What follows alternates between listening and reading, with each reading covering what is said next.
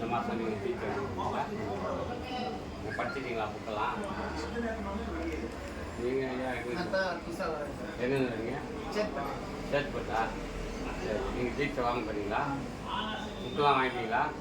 Book வாங்க இப்போதான் first வரீங்களா? சரி சித்தர் ஓகே.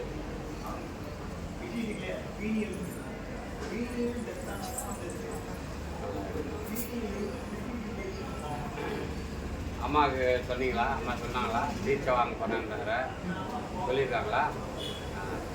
எப்படி தெரியும் அவங்களுக்கு? எல்லாத்தையும் நான் வீட்டில் பண்ணுவேன், எல்லாம் பார்த்துட்டு கேட்பாங்க.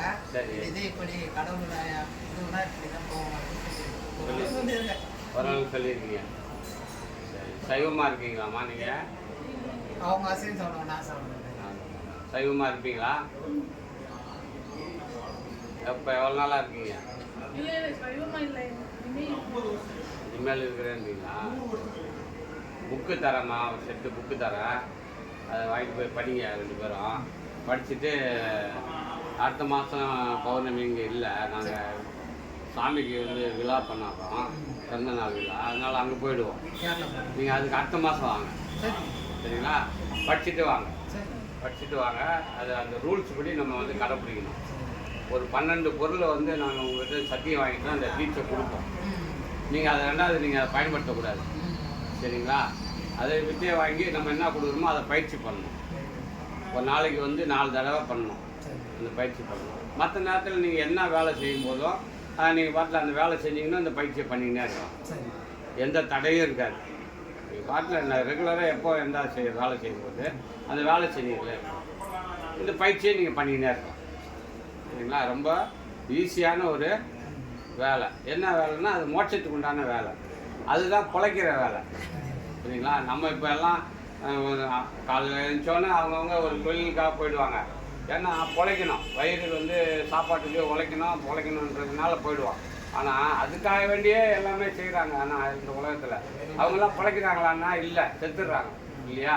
ஆனால் இந்த உபதேசத்தை நீங்கள் இந்த பயிற்சியை வந்து ஒழுங்காக நீங்கள் முறையாக பண்ணிங்கன்னா கடைசியில் நமக்கு மோட்சம் கிடைக்கும், புரியுதுங்களா? இந்த உலகத்தில் எல்லாரும் மரணிக்கும் போது அவங்களுக்கு மோட்சத்தை ஏற்றுறேன்னு சொல்லுவாங்க. அவங்களுக்கு மோட்சத்துக்கு போனாங்களா அப்படின்னா கிடையாது. இந்த வித்தை பயிற்சி பண்ணால் மட்டும்தான் யாராக இருந்தாலும், சிவபெருமானே மனுஷனாக வந்து பிறந்துட்டா கூட அவர் இந்த பயிற்சி பண்ணாமல் அவர் மோட்சத்துக்கு போக முடியாது, திருப்பி அந்த நிலைக்கு அவர் போக முடியாது. அப்படியாப்பட்ட ஒரு பயிற்சி இந்த பயிற்சி. இந்த பயிற்சி அதை பற்றி உங்களுக்கு தெரியும், இந்த அம்மாக்காக சொல்கிறேன், இந்த இவங்களுக்காகவும் சொல்கிறேன்னு வச்சுங்களா. அதனால் இதை வாங்கி முறையாக பயிற்சி பண்ணணும், சரிங்களா? நம்ம செய்ய வேண்டியது என்ன தெரியுங்களா? முயற்சி, பயிற்சி, இறை தேடு, இறைவனையும் தேடு, சரிங்களா? இறை தேடி கடிச்சிருதுல்ல, ஏதோ ஒரு எதிர்பார்த்து போகிறோம், நீங்கள் ஏதோ பிழைப்புக்கு ஏதோ கிடச்சிருது. அதே மாதிரி இறைவன் நமக்கு கடைசியில் சிக்கிடுவார், கண்டிப்பாக அவரும் நமக்கு கிடச்சிடுவார். ஏன்னா நம்ம தேடிகிட்டே இருக்கோம். ஏன்னா இப்போ இந்த உலகத்தில் இப்போ பாருங்கள், இன்றைக்கி பௌர்ணமி 20 லட்சம் பேர் வருவாங்க, அவங்களும் இறைவனை தேட தான் செய்கிறாங்க.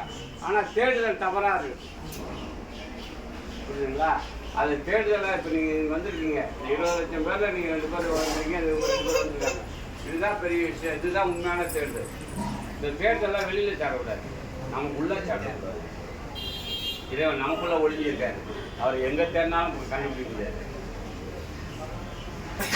சரிங்களாம்மா? அதுதான் நமக்கு மெயினான விஷயம். புக்கு தரேன், வாங்கிக்கங்க. உங்களுக்கு ஒயிட் சாரி தான் நீங்கள் கட்டணும், சரிங்களா? White sorry, white blouse. இந்த அம்மா போன மாதம் வந்திருந்தாங்க, கொடுத்தேன், தைச்சி கொண்டு வந்துருக்காங்க, அவங்களுக்கு டீச்சர் கொடுத்துருக்கேன். இதே மாதிரி நீங்களும் ஒரு செட்டு வாங்கிக்கோங்க. வாங்கிட்டு அடுத்த மாதம் தான் நமக்கு அங்கே விழாவுக்கு அங்கே போயிடுவோம். படித்து முடிச்சா அதுக்கு அடுத்த மாதம் அங்கே டீச்சர் வாங்கிக்கோங்க, சரிங்களா? நீங்கள் என்ன தொழில் பண்ணுறீங்க?